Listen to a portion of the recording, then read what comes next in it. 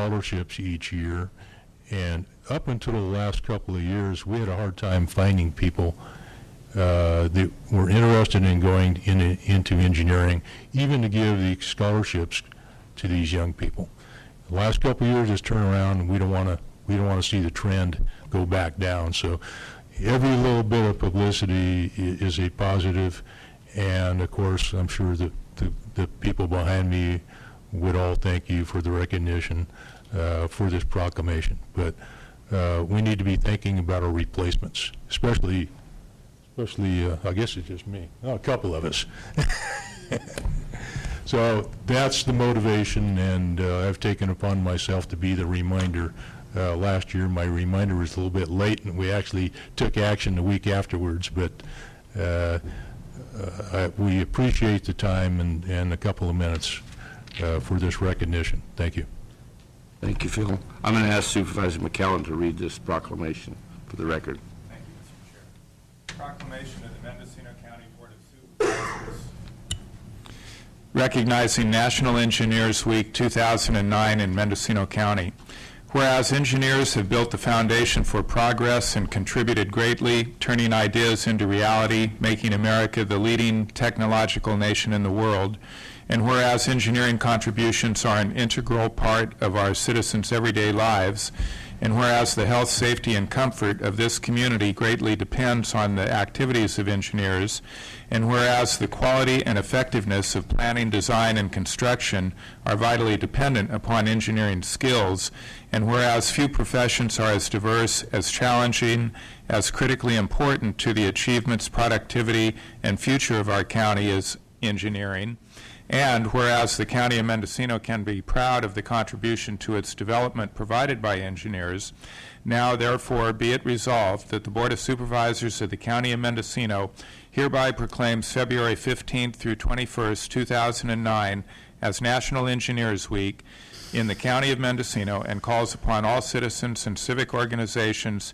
to recognize the contributions made by this special group of people. And I would move introduction of the proclamation. We have a motion and a second. Without any other comments to this motion, any members of the public want to speak?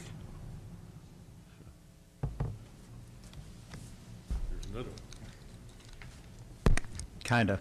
I'm Bob Parker, Assistant Transportation Director for the county, and in past years I've gone over the list of the greatest engineering achievements in the 20th century. This is by the National Academy of Engineering.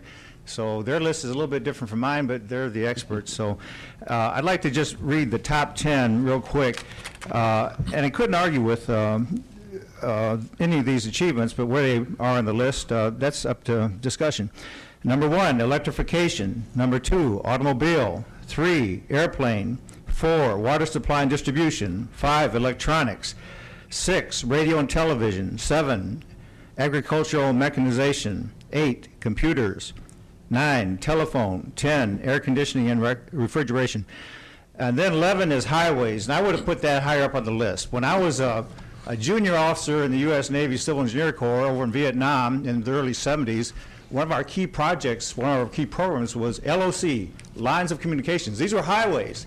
So can you imagine what society would be without viable means of transportation, not only to get ideas back and forth, but products and goods and services? So anyway, I do want to thank the board for proclaiming the 2009 National Engineers Week, or as we like to say, the National Engineers 7.0 days. Thank you. Thank you, Bob. Mr. Chair, if we can get the Willits Bypass built, I'm willing to put it number 1 on the list of achievements. Any other members want to speak on this? Okay. Can we vote on the motion, please? Oh. All those in favor? Aye. Aye. All those opposed? The motion carries unanimous. We'll have Super McCallum present the proclamation. We should get a couple of you engineers up there. Let's get a few more engineers up there, huh? Yeah. Come on. All the engineers in the room, get up there. We want a picture. Yeah.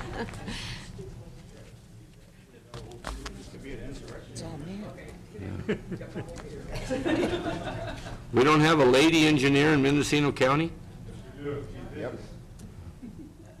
She's doing the work. Carrie says she's doing the work.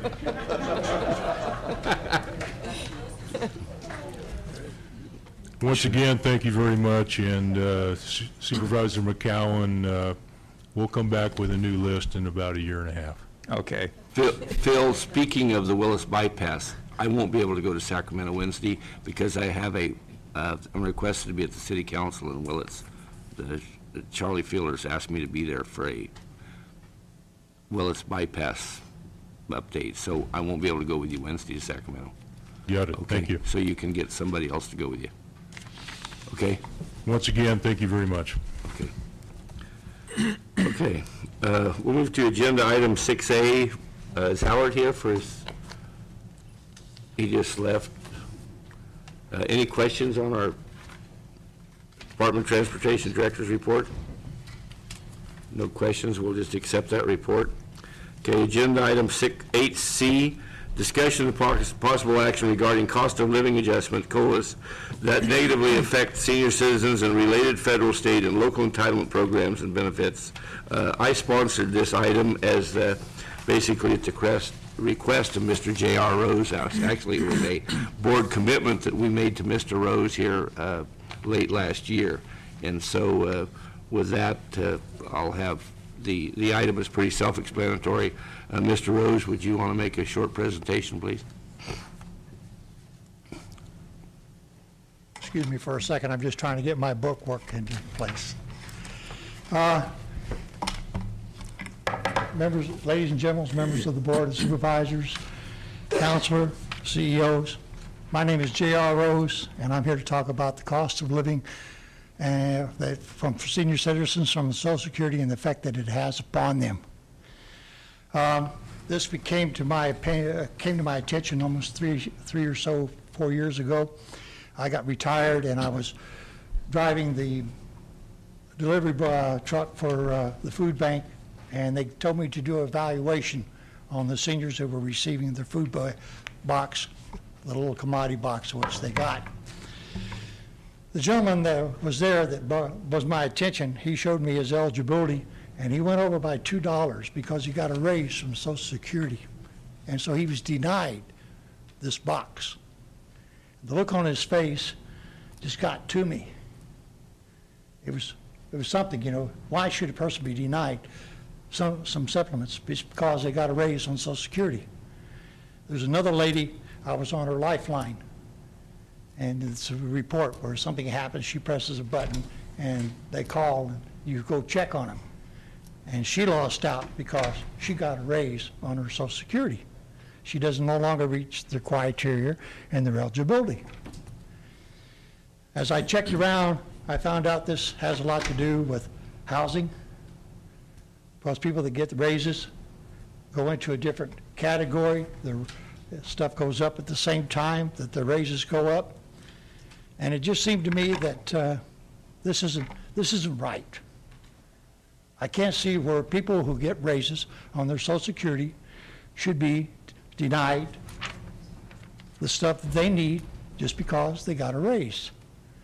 I tried to find out who sets the entitlement wages and eligibility on it. I keep hearing the federal government. I keep hearing the state government. But when I try to find out exactly who sets the criteria for it, nobody can tell me, or they won't tell me, so I have no idea. So that's why I thought I'd start bringing it to this board. I tried with the state and the Assembly office of Patty Berg's a long time ago, and I got nowhere with it. So I just kept talking, and I kept coming here, and I kept talking. And finally, thanks to Mr. Kovacs over here and John Panch, I finally get a chance to talk to this Board of Supervisors. What I realized that the economy is going bad. It's going to get worse. The people that are paying Social Security, a lot of them are losing their jobs. It's going to be tough. I realize that there's no money, maybe less money coming into the Social Security. But my main concern is that if we in the United